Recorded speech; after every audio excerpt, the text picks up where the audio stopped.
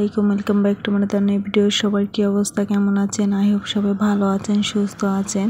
আলহামদুলিল্লাহ আমরা অনেক বেশি ভালো আছি পরিবার পরিজন নিয়ে।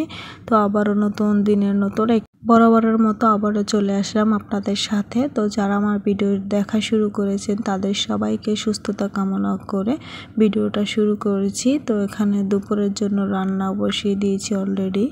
তো আগে মোটামুটি রান্নার প্রিপারেশন নেওয়ার পর তারপর দুপুরের জন্য রান্না করছি। তো আজকে রান্না করব বাইল্লা মাছ। তো বাইল্লা মাছ রান্না করার জন্য প্রথমে লবণ হলুদ মেখে নেওয়ার পর তারপর ভেজে নিয়েছি। তারপর আজকে মাছটা পটল দিয়ে রান্না করব, তাই পটলটাকেও হালকা করে ভেজে নিয়েছি।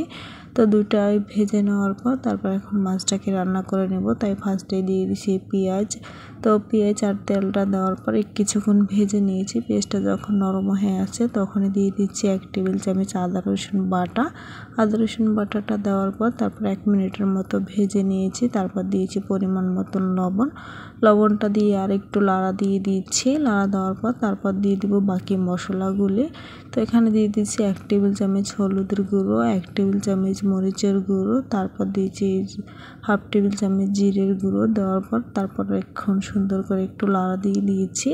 লাড়া দেওয়ার পর তারপরে দিয়ে দিব পরিমাণ মতো পানি। তো পানি দিয়ে এখন মশলাটাকে সুন্দর করে কষিয়ে নেব একটু সময় করে। তো মশলাটা যত বেশি কষানো হবে ততই তরকারিটা খেতে মজা হবে। তো ভালোভাবে কষিয়ে নেওয়ার পর তারপরে এখন দিয়ে দিব পরিমাণ মতন ঝোল দেওয়ার পর তারপরে সুন্দর করে লাড়া দিয়ে দিচ্ছি। লাড়া দেওয়ার পর তারপর দিয়ে দিব তরকারিটা দেওয়ার পর সুন্দর করে লাড়া দিয়ে দিচ্ছি। তারপর দিয়ে দিব মাছ।